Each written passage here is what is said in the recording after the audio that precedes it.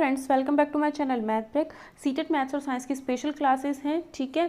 और पेपर 1 की जो तैयारी कर रहे हैं उनके लिए मैथ्स की क्लासेस आ जाएंगी, ठीक है। थोड़े दिन में मैथ्स की क्लासेस शुरू हो जाएंगी और फ्रैक्शन पार्ट आप कर सकते हो जो पेपर 1 की तैयारी कर रहे हो। प्लेलिस्ट में आपको फ्रैक्शन मिल जाएगा, भिन्न है उसमें, ठीक है, वो मिल जाएगा आपको।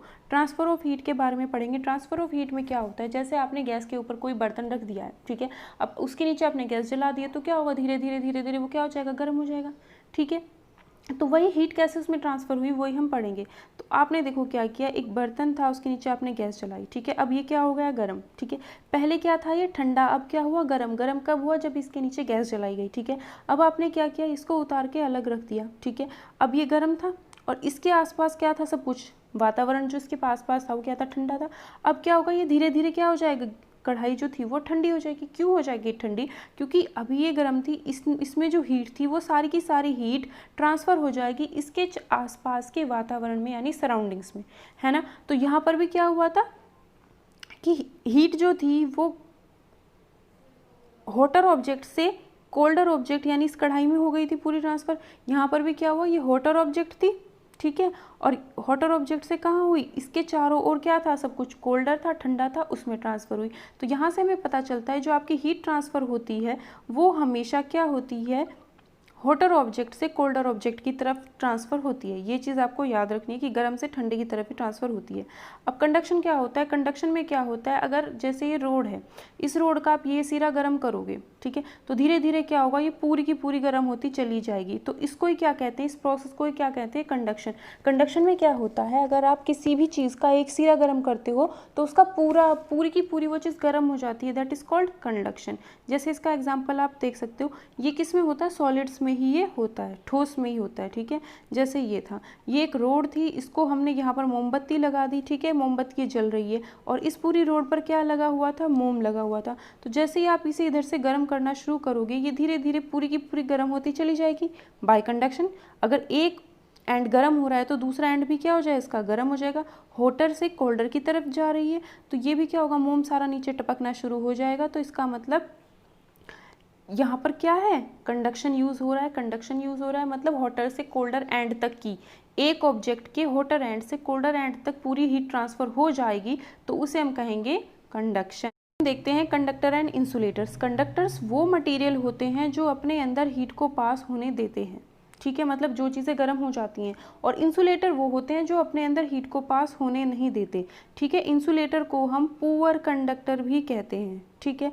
अब कंडक्टर के एग्जांपल जैसे एल्यूमिनियम का बर्तन होता है वो भी गर्म हो जाता है, लोहे, कॉपर मतलब तांबा, इन सब की चीज़ें क्या हो जाती है, गर्म हो जाती हैं, अपने अंदर हीट को पास होने देती हैं। मतलब अगर आप इनका एक सिरा गर्म करोगे तो दूसरा सिरा भी इनका अपने आप गर्म होना शुरू हो जाता है। किसकी वजह से, कंडक्शन की वजह से, ठीक है। तो इन्हें हम कहते हैं कंडक्टर्स, उनको कहते हैं जिसमें से अपने आप हीट पास होने लगती है। अब जैसे वुड हो गए, प्लास्टिक हो गए, अगर आप इन्हें गर्म करोगे तो प्लास्टिक क्या होगी, पिघल जाएगी, लकड़ी क्या होगी, जल जाएगी। तो इन्हें हम कहते हैं इंसुलेटर, ठीक है। ये अपने आप ही ख़त्म हो जाती हैं, बचते ही नहीं है, ठीक है। तो इनका ऐसा तो नहीं होगा कि आपने लकड़ी रखी है और उसका एक सिरा गर्म किया तो दूसरा सिरा भी आपको गर्म मिलेगा, ऐसा तो नहीं होगा। क्या होगा, वो पूरी पूरी जलनी शुरू हो जाएगी, ठीक है। तो इसलिए इनको हम क्या कहते हैं, इंसुलेटर कहते हैं, क्योंकि ये अपने अंदर से हीट को पास होने नहीं देते। नेक्स्ट आपके पास आता है कन्वेक्शन, ठीक है। क्या आता है, कन्वेक्शन। कन्वेक्शन में क्या होता है, एक आपके पास था कंडक्शन, ठीक है, जिसमें आप एक सिरे से दूसरे सिरे तक गर्म हो जाती है वो चीज़। अगर आप एक सिरा गर्म करोगे दूसरा सिरा भी गर्म आपको मिलेगा।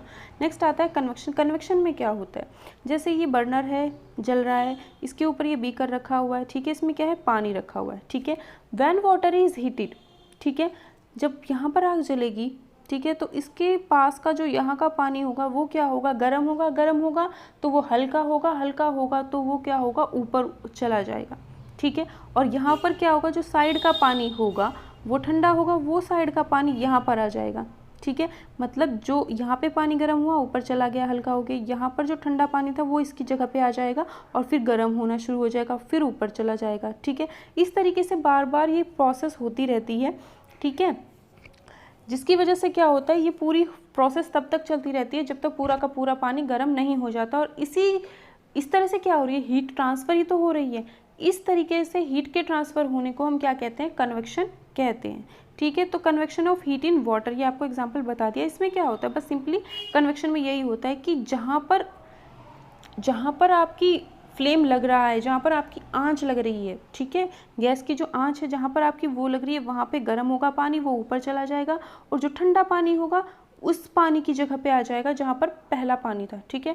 तो फिर वो पानी गर्म होगा, वो ऊपर चला जाएगा, फिर जहाँ पे ठंडा पानी होगा वो उसकी जगह पे आ जाएगा। इस तरीके से बार बार साइकिल होती रहती है। तो इस तरीके से अगर कोई चीज़ गर्म होती है तो वहाँ पर क्या होता है, आपका कन्वेक्शन होता है, ठीक है। आप एक एग्जाम्पल देख सकते हो, जैसे ये मोमबत्ती थी, इस मोमबत्ती के एक हाथ तो आपने साइड में लगाया है और एक हाथ डायरेक्ट इसके ऊपर लगाया है, ठीक है। तो टुवर्ड्स द टॉप, ऊपर की तरफ क्या होगा, air gets heated by convection.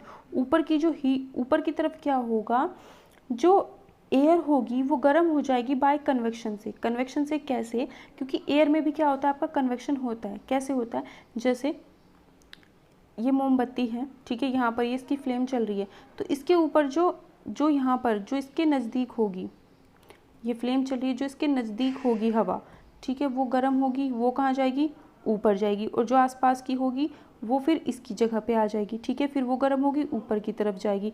तो सारी की सारी हवा क्या जा रही है, ऊपर की तरफ गर्म होके जा रही है। तो इसलिए क्या होगा, जो ऊपर वाला हाथ है उस पर ज़्यादा आपको गर्म महसूस होगा बजाय उसके जो साइड में है, क्योंकि साइड में तो वो जाएगी नहीं, वो कहाँ जाएगी, गर्म हवा होकर के जो इसके पास वाली हवा होगी गर्म होगी और ऊपर जाएगी, और ऊपर हमारे हाथ पर लगेगी। तो इसलिए अगर आपको ऐसा पूछा जाता है कि मोमबत्ती के एक साइड में हाथ है और एक ऊपर हाथ है, तो ऊपर वाला जो हाथ होगा उस पर आपको ज़्यादा गर्मी महसूस होगी बजाय उसके जो साइड में हाथ लगा हुआ है, ठीक है, क्योंकि जो भी चीज़ गर्म होती है वो गर्म होकर के हल्की होकर के ऊपर जाती है, तो उसकी आँच आपको ऊपर फील होती है, ठीक है। How does the heat travel in air, यही चीज़ मैंने बता दी है कि हीट कैसे ट्रेवल करती है।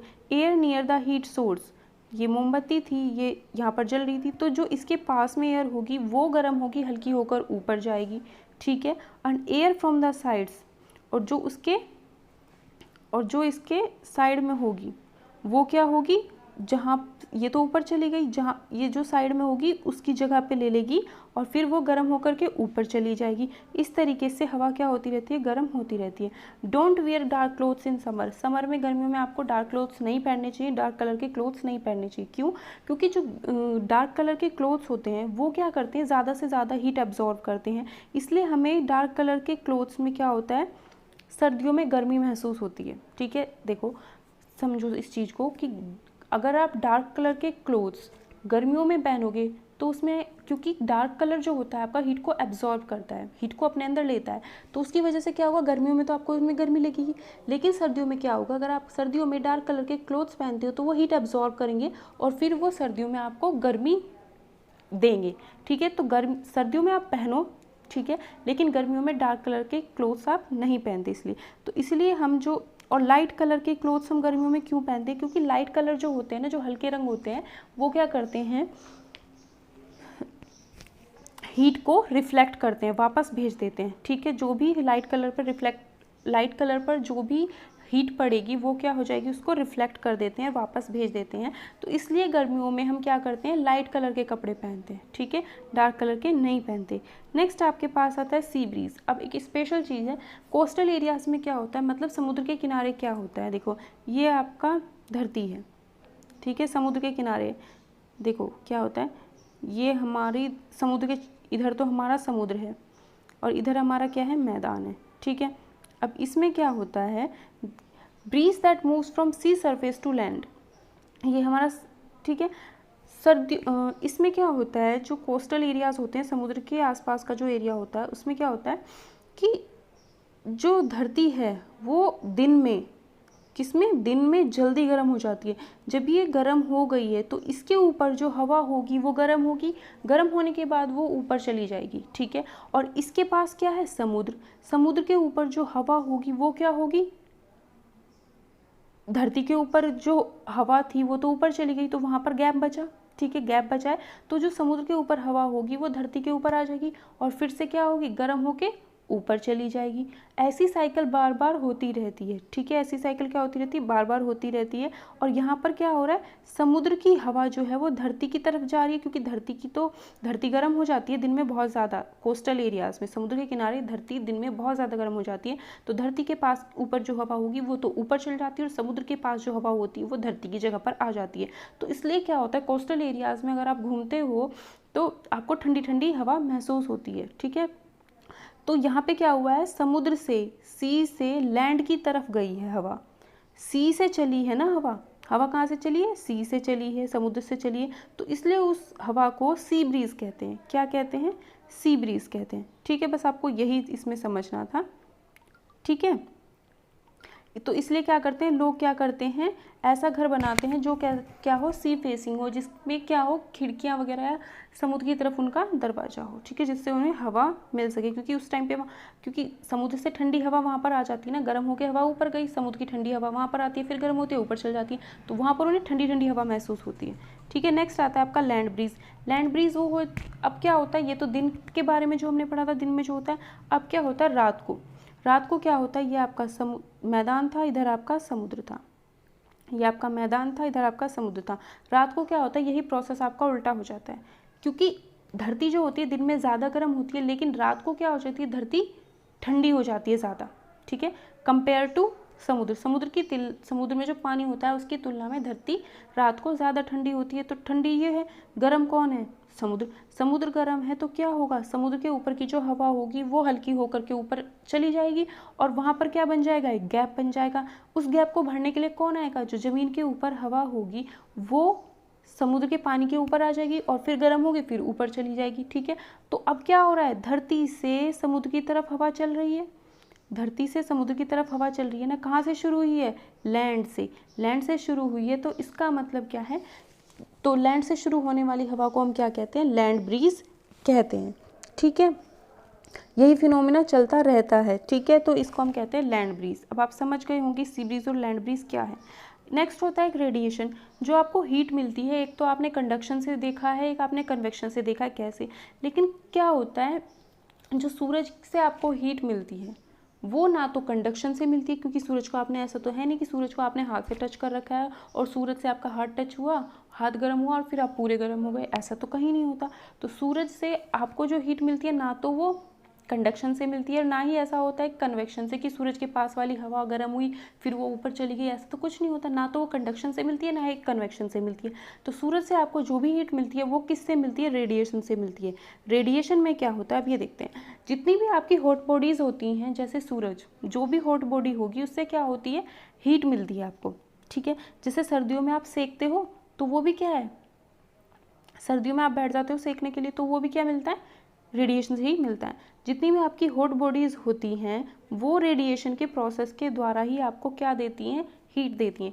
Radiation of heat does not require medium. इसमें क्या होता है, जब भी आपको रेडिएशन से जो हीट मिलेगी उसमें आपको क्या होता है, किसी भी मीडियम की ज़रूरत नहीं होती, ठीक है।